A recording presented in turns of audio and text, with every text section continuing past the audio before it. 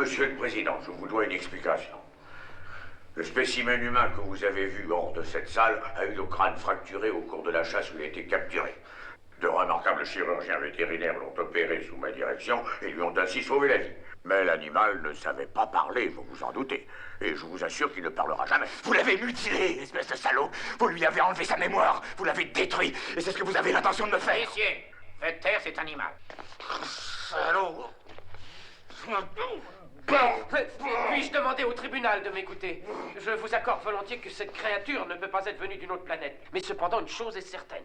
Il vient d'un point quelconque de la zone interdite. Il nous a fait une description de la région, une description extrêmement fidèle. Je le sais, j'y suis allé. Vous avez visité la zone interdite, Dr. Cornelius? Oui, monsieur le Président. Il y a plus d'1 an, avec l'autorisation spéciale de l'Académie. Il a outrepassé les ordres reçus. Son permis de voyage a été annulé très rapidement. Oui, Excellence, c'est vrai, et c'est à vous que je le dois. J'ai cependant eu le temps de découvrir la preuve qu'une culture simiesque avait existé bien des siècles avant que les rouleaux sacrés ne soient écrits. Objection. Ces remarques blasphématoires n'ont rien à voir avec le cas. Objection acceptée. Vos théories archéologiques, Dr. Cornelius, n'ont rien à voir, en effet, avec le sort de cette créature. Laissez-les parler, Monsieur le Président, laissez-les parler. Messieurs, nous sommes persuadés du contraire. Nos théories sont liées à son identification. Comment cela? D'abord, admettons, comme le veulent le bon sens et la logique, que l'histoire que raconte le prisonnier est fausse. Mais dans ce cas, s'il n'est pas venu d'une autre planète, la même logique, le même bon sens veulent qu'il soit né sur la nôtre.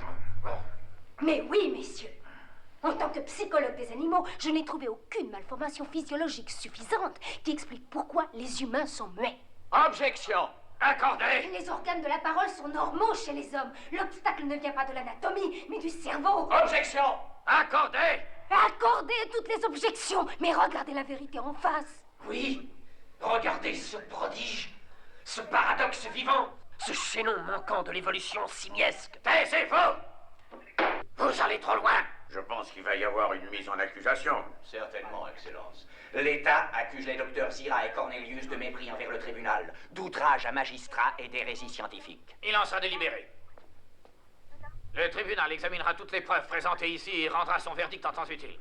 En ce qui concerne la mise en accusation et le sort du mutant ici présent, l'audience est ajournée.